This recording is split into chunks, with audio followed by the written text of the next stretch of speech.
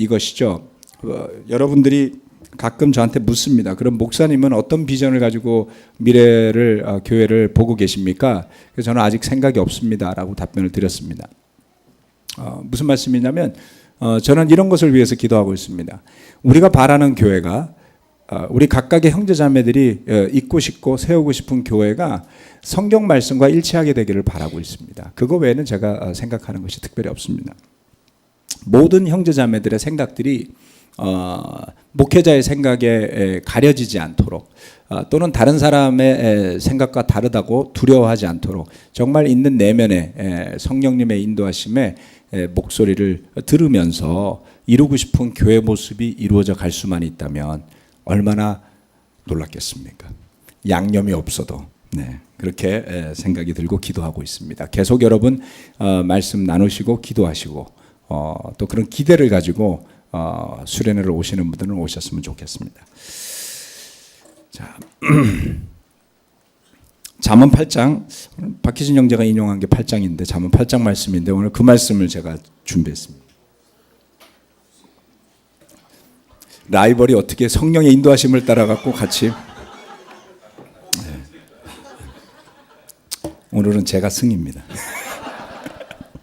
잠언 8장 34절 말씀 같이 한번 읽어볼까요? 시작. 날마다 나의 문을 지켜보며 내 문설주 곁에 지키고 서서 내 말을 듣는 사람은 복이 있다. 아멘. 이 잠언 8장 말씀은 정말 놀라운 구절들이 많이 있습니다. 그 중에 말씀에 관한 구절이 이 구절인데요. 복이 있다고 그랬습니다. 내 말을 여기서 날마다 나의 문을 지켜보며 이게 예수님의 이야기거든요. 그 잠언 8장은 예수님에 대한 이야기가 많습니다.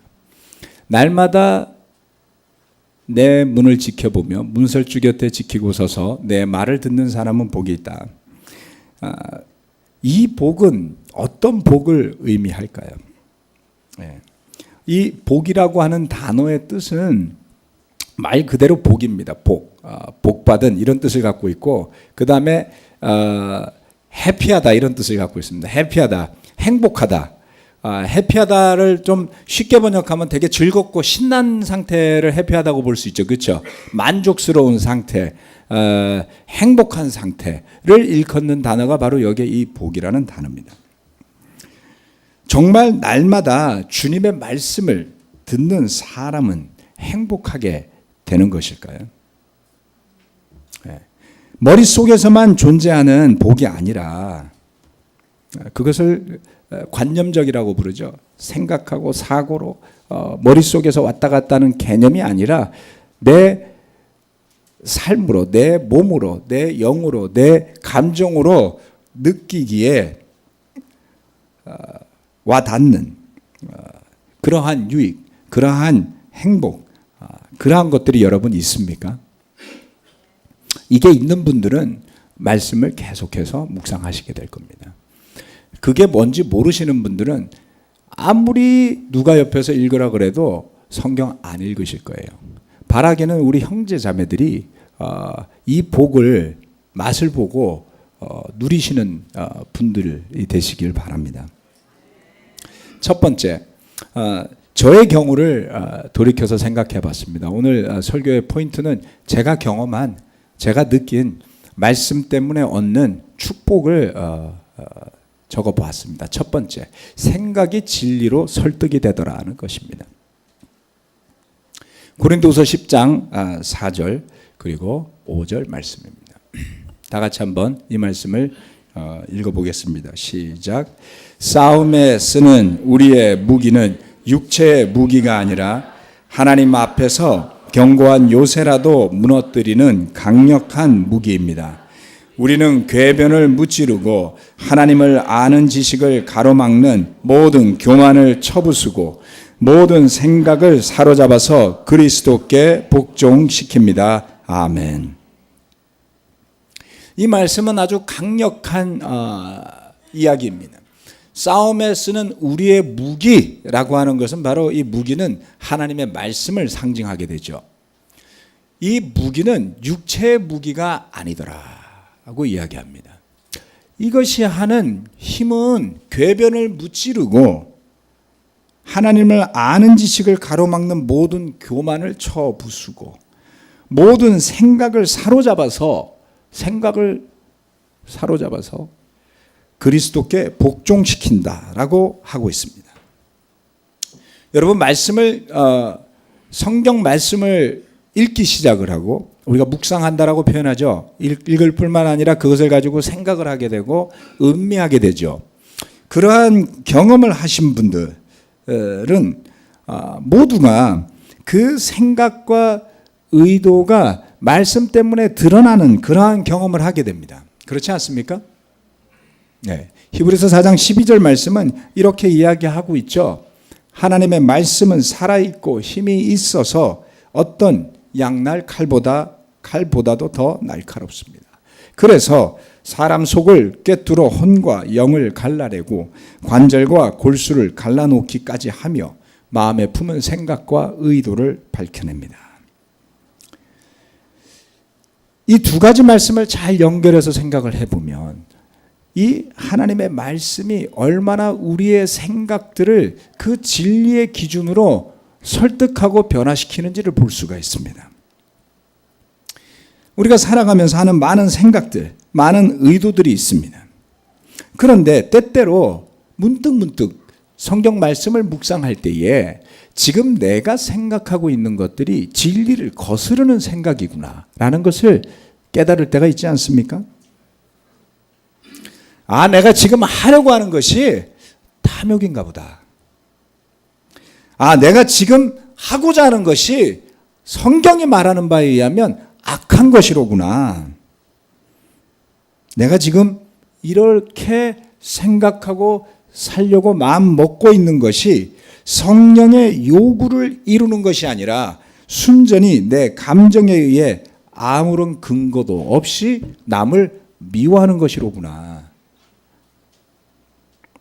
라는 것을 깨닫게, 그래서 내가 가진 생각이 틀렸음을 말씀이 설득해서 하나님께서 기뻐하실 마음과 생각으로 회개하고 돌아오게 하는 힘이 말씀에 있다는 것입니다.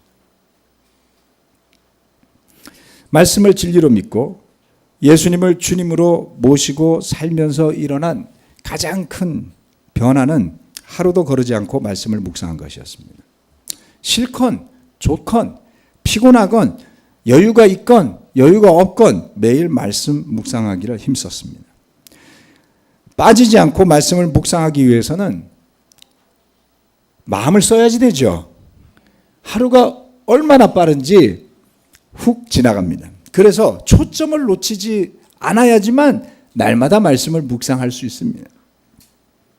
직장일로 바빴건 마음이 산란해서 정신 사나운 하루를 보냈건 말씀을 읽고 묵상하는 일을 거르지 않는 일이요. 돌아보면 그렇습니다. 금식하느라 밥을 굶는 일은 있어도 말씀을 금식하지는 않았죠. 저는 많은 형제자매들도 그렇게 하였으리라 믿습니다.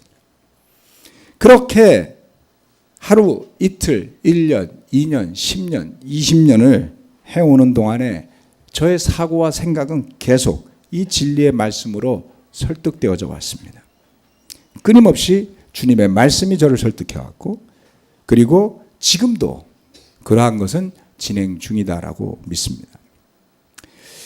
그런 시간을 오래 보내고 난 결과는 이렇습니다. 저는 더 이상 저의 생각과 판단을 믿지 않습니다. 저의 생각은 언제든지 변할 수 있습니다. 아침에는 이게 좋다라고 생각했다가도 저녁에는 저게 좋다라고 생각합니다. 오늘 점심 먹으러 가시면서 한번 보십시오. 처음에는 물막국수를 먹겠다고 했는데 옆에 있는 사람이 묵사발을 시키니 나도 갑자기 밥이 먹고 싶어져서 묵사발로 메뉴를 바꾸신 적 없나요? 그 순간에도 우리는 바뀌죠. 가치롭게 여기는 것들도 나이와 시간 또는 장소에 따라 변합니다.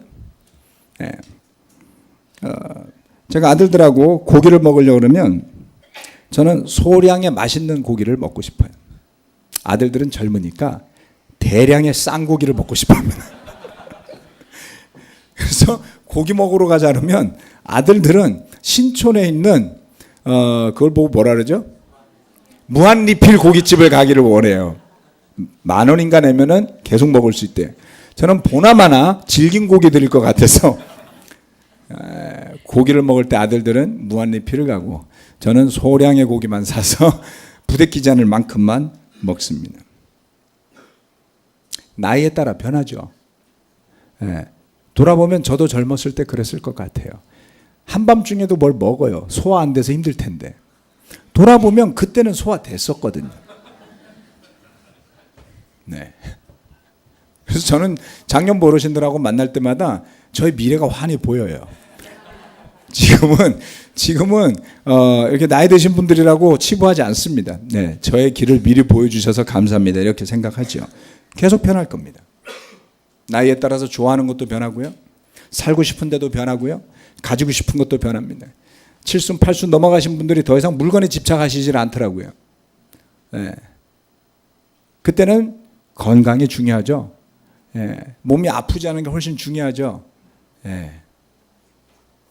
얼마나 우리는 변하는지 모릅니다. 저는 또는 여러분은 절대적인 기준을 가진 존재들이 아닙니다. 늘 변하는 잣대를 가진 흔히 세상에서 말하는 갈대와 같은 존재들입니다. 변하지 않는 것은 진리인 하나님의 말씀이며 성취되어야만 하는 성경의 예언들입니다. 저와 여러분의 생각은 날마다 진리로 설득되어져야 합니다. 그렇지 않으면 세상이 거짓으로 저와 여러분을 설득할 겁니다. 두 번째, 말씀으로 삶이 변화되는 것입니다.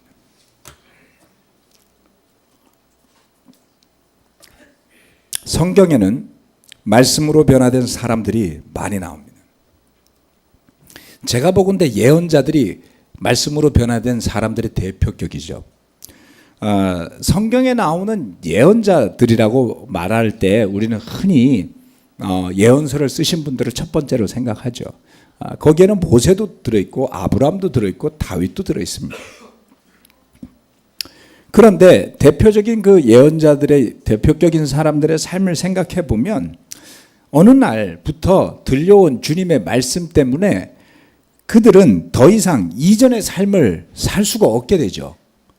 하나님의 명령에 따라서 그 말씀을 전하기 위해서, 그 말씀을 따르기 위해서 그들의 삶은 변화되게 됩니다.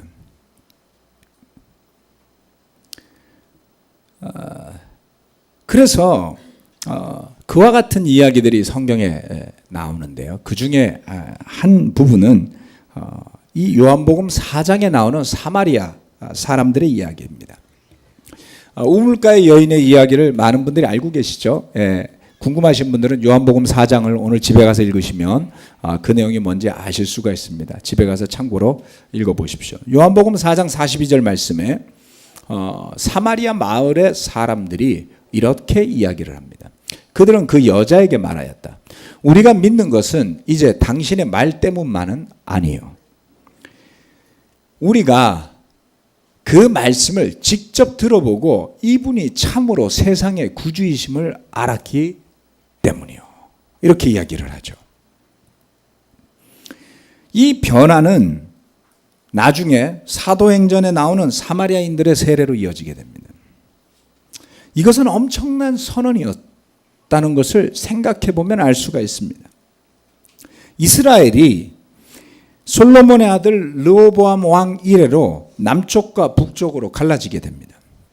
그리고 북이스라엘의 신앙이 타락하기 시작을 했고요. 그 타락을 주도했던 사람은 일대 왕인 여로보암이라는 사람이었습니다. 그 사람이 송아지를 세우고 우상을 세우고 그리고 가짜 성전을 짓고 그리고 가짜 제사장들을 세워서 타락한 예배를 드리기 시작을 했죠. 그 나라는 몇 대 왕을 거치는 동안에 아시리아라는 이방 국가에 의해서 멸망당하고 흔적 없이 그 10지파는 사라져버리고 말았습니다. 그처럼 사라진 10지파 북이스라엘의 후손이 바로 사마리아인들입니다. 다들 잘 알고 계시겠지만. 그런데 이 남왕국 남유다 왕국, 여기에는 두 지파만이 남아 있었었는데요. 대표격인 유다 사람들을 중심으로 유다 왕국이라 부릅니다.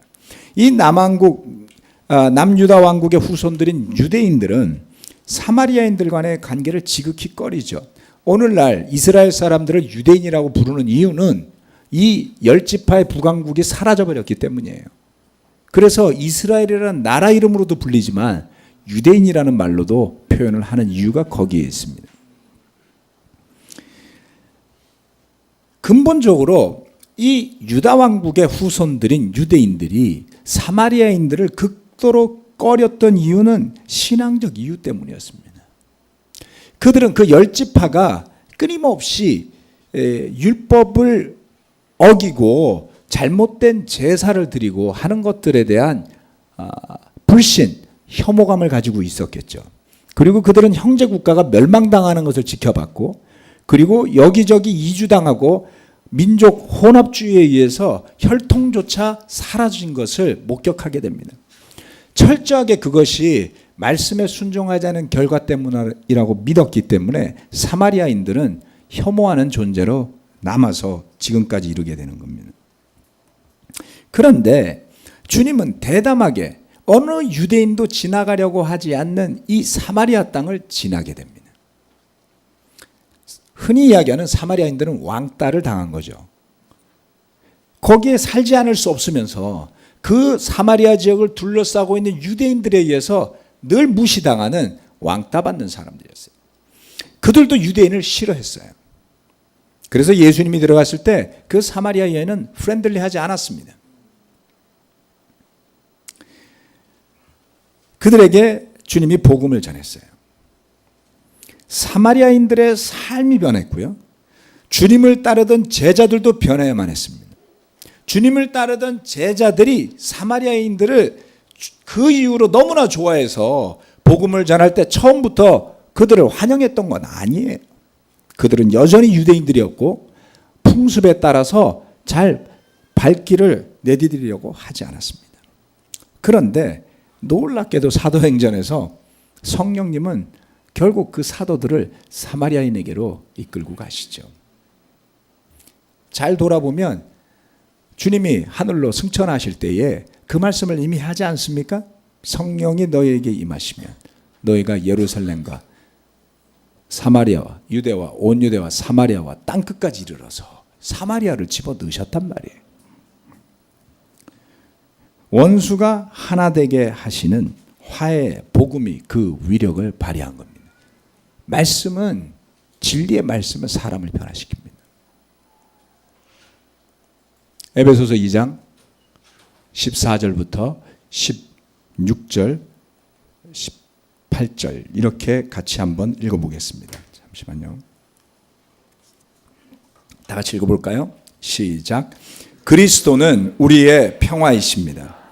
그리스도께서는 유대 사람과 이방 사람이 양쪽으로 갈라져 있는 것을 하나로 만드신 분이십니다. 그분은 유대 사람과 이방 사람 사이를 가르는 담을 자기 몸으로 허무셔서 원수된 것을 없애시고 여러 가지 조문으로 된 계명의 율법을 폐하셨습니다.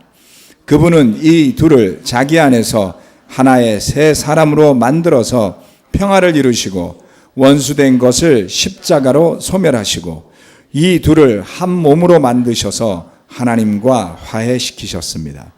그분은 이방 사람과 유대 사람 양쪽 모두 그리스도를 통하여 한 성령 안에서 아버지께 나아가게 되었습니다. 아멘. 그리스도는 우리의 평화가 되셨다고 그랬어요. 그래서 유대 사람과 이방 사람, 유대인은 딱 두 가지밖에 없죠. 유대인, 이방인이에요. 이 양쪽으로 갈라져 있는 것을 하나로 만드신 분이라는 것을 사도들은 분명하게 깨닫게 되었죠.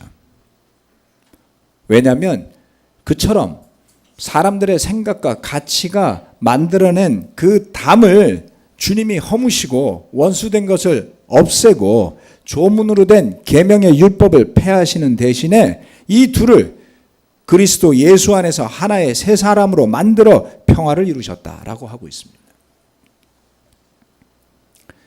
오늘날도 사람들은 끊임없이 대립하며 서로를 죽이고 빼앗고 위협하며 살아갑니다.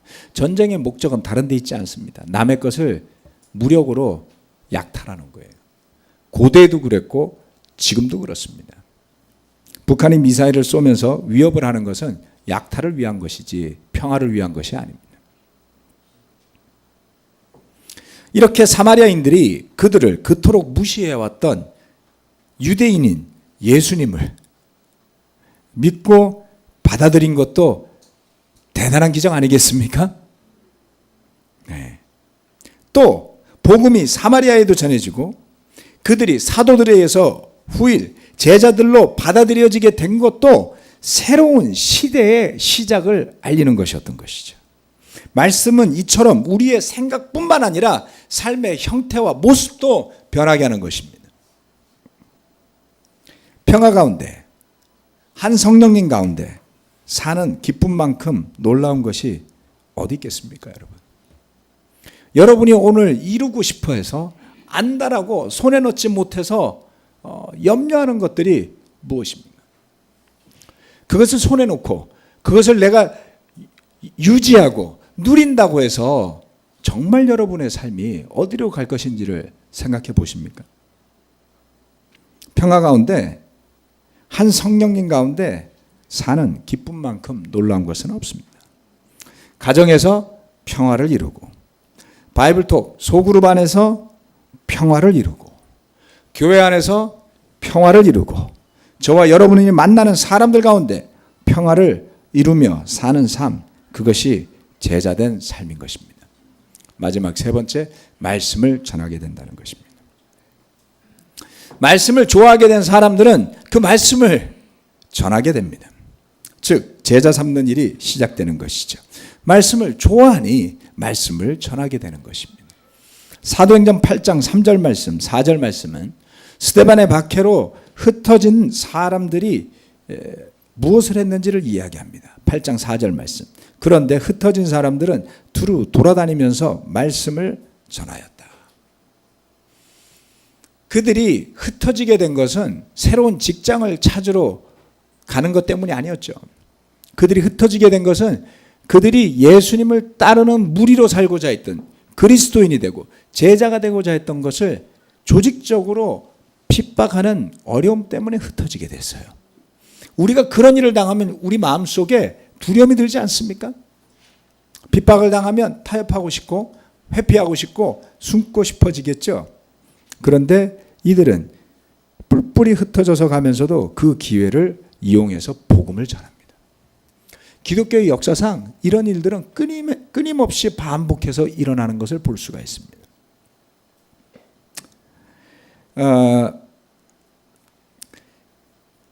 1500년대 종교개혁이 일어나던 시기에 카톨릭이 굉장한 권력을 가지고 있었죠. 국가와 정치와 종교가 하나 되면 벌어지는 비극들이 참으로 많습니다.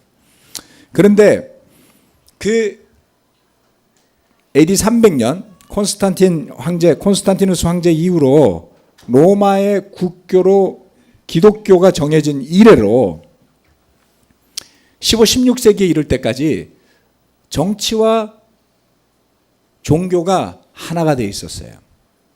교황이 나라를 다스리기도 했습니다. 국가는 국가는 종교를 이용했고 종교는 국가를 이용하는 형태가 나타났던 것이죠. 종교개혁이 이루어졌을 때에 개신교로 시작한 루터가 되었건 칼빈이 되었건 츠빙글리가 되었건 개혁주의를 부르짖었던 사람들조차 정치와 종교를 분리시키지 못했어요. 그들은 이미 영향력 있는 사람들이었고 지역사회 또는 도시, 국가의 정치인들과 연결되어 있었습니다. 그런 속에 그러한 정치 세력과 결탁되지 않은 종교개혁 세력이 있었습니다. 그러한 사람들을 재침례교라고 불렀습니다. 이 재침례교 신자들은 카톨릭으로부터 핍박을 받았고 심지어는 개혁주의를 들고 나온 개혁주의자인 루터와 칼빈주의자들에 의해서도 핍박을 받아 죽임을 당합니다. 양쪽으로부터 핍박을 당했죠. 그래서 흩어져야 했고, 흩어진 사람들이 가는 곳곳에서 여전히 공동체를 구성하고 복음을 전하는 모습을 보게 됩니다. 초대교회 제자들의 모습은 상상을 뛰어넘지만 진실된 신앙으로 살아가고자 하는 제자라면 누구든 그처럼 어려운 상황이라 할지라도, 뿔뿔이 흩어진 상황이라 할지라도 가는 곳곳마다 말씀을 전하는 일을 경험하게 될 겁니다. 우리를 얽어매는, 얽매는 것들로부터 자유로워지고, 그리고 복음 안에 얻은 자유를 전하는 것, 그것이 순수한 기쁨 가운데 제자로서 우리가 누리는 복 중에 하나인 것 같습니다. 이것은 강요로 되어질 일이 아닙니다. 비록 바울이 힘에 겹도록 복음을 전하였노라고 말하였지만 그것을 베드로가 시켜서 한 일이 아니었어요. 그렇지 않습니까? 예. 그것은 어디까지나 내재된 동기에서 비롯된 행동들에 불과했습니다. 누구든 기쁨을 잃지 않고 자신의 동기로 복음을 전하는 그런 축복의 기회를 누릴 수 있어야 합니다. 복음을 전하는 것을 다른 이기적인 목적이나 다른 수단으로 생각해서 하시지 않도록 주의하십시오. 성경은 그렇게 하는 사람도 있다고 말하지만 그렇게 되지 않는 것이 좋습니다. 세 가지를 살펴보았는데요. 마지막 다시 이 말씀으로 돌아가겠습니다. 날마다 나의 문을 지켜보며 내 문설주 곁에 지키고 서서 내 말을 듣는 사람은 복이 있다. 이처럼 이 문설주라고 말하는 것은 성전 문을 상징을 합니다. 하나님의 성전 앞에서 그 문설주에 기대 설 수 있는 사람들이 누구였을까요? 아마도 제사장들이나 레위인들이었겠죠. 그렇죠? 이처럼 온전히 하나님 앞에 헌신된 사람들이 그 순간을 누리며 그 순간을 감사해하며 그 순간을 온전한 축복으로 여기는 그러한 모습을 그리고 있는 것입니다. 베드로서에서 이야기하지 않습니까? 우리 모두는 왕 같은 제사장들이라고요. 예. 저는 거듭해서 여러 형제 자매들에게 강조하는 내용이 있습니다. 교회를 목사와 평신도로 구분하는 것은 크게 잘못되는 일입니다. 제가 전임으로 목회를 하는 것이 여러분과 다른 것은 교회가 후원하는 것으로 전임으로 일을 하는 것 외에 없다고 여러 번 말씀드렸습니다. 경험이나 숙달된 것 외에는 차이가 있어서 안 된다고 말씀드렸습니다. 제자된 도리야말로 어떠한 지위나 직위를 우선하는 것입니다. 그래서 우리는 형제들이 나와서 쉐어하고 때때로 형제들이 교회에 가르치는 것이 정당하다고 보는 것입니다. 우리 그리스도교회는 성직자론을 부정합니다. 카톨릭에서부터 이어져 내려왔고 많은 교회들이 계승하는 성직주의를 저는 인정하지 않습니다. 여러분들도 저는 그것을 분명하게 아시기를 부탁드립니다. 그래서 이처럼 날마다 그 문에 서서 기대어 서서 주님의 성전 앞에서 그 말씀을 복으로 여기며 듣는 기쁨을 누려야 할 사람들은 목회자가 아니라 모든 믿는 그리스도인, 모두 그리스도의 이름으로 거듭난 제사장들이어야 하는 것입니다. 아멘. 말씀 마치겠습니다.